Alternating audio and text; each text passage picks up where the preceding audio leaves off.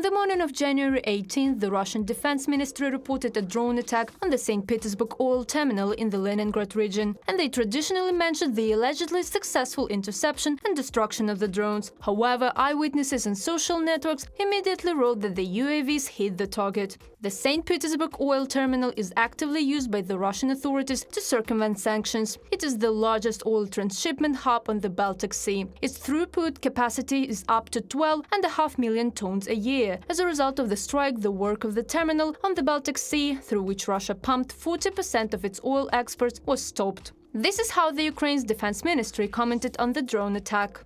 We traditionally neither confirm nor deny, but simply state there have been explosions in the Leningrad region before, but this time it is on a whole new level, both in terms of geography and means of destruction. And yes, there are reasons for the enemy to worry about their military facilities, which are stationed on the territory of St. Petersburg and the Leningrad region, including the oil depot, which is actively used to circumvent sanctions and accordingly is used to supply and finance the troops of the invaders and the occupation army in Ukraine. These are valid and legitimate targets for this kind of incidents.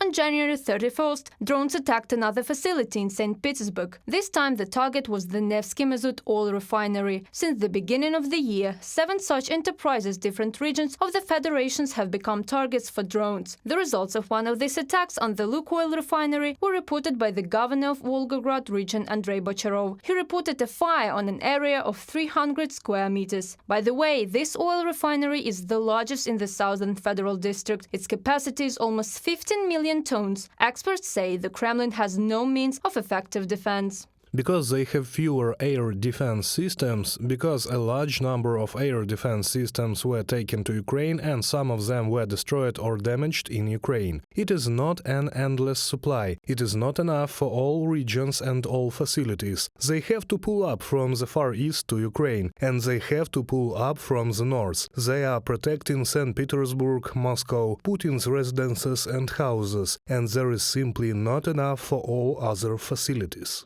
Another vivid example of vulnerability was the attempted assault by the Russian occupiers near the village of Novomykhailivka in Donetsk region. A column of armored vehicles was destroyed by Ukrainian drones.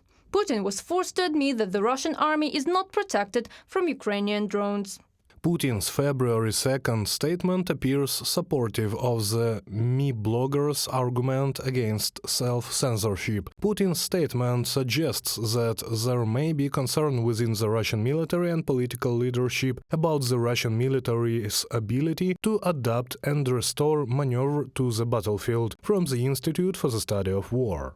Ukraine plans to produce hundreds of thousands of drones of various types in 2024, Ukrainian Defense Minister Rustem Umerov said. The Wall Street Journal writes that Kyiv's plans is to produce 1 million drones in a year.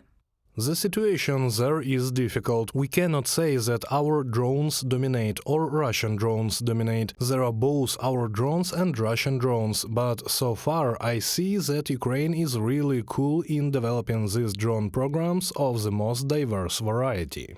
The Wall Street Journal believes that Ukraine is trying to compensate for a shortage of artillery ammunition by producing more drones. Ukraine is increasing the variety of ammunition produced. We are talking about the production of ammunition of 122 and 152 mm caliber. Minister for Strategic Industries of Ukraine, Alexander Kamyshin, said that from 2024, serial production of 155 mm NATO caliber shells will begin. Reported by Andriy Dmitrenko, Halina Babenko, UATV News.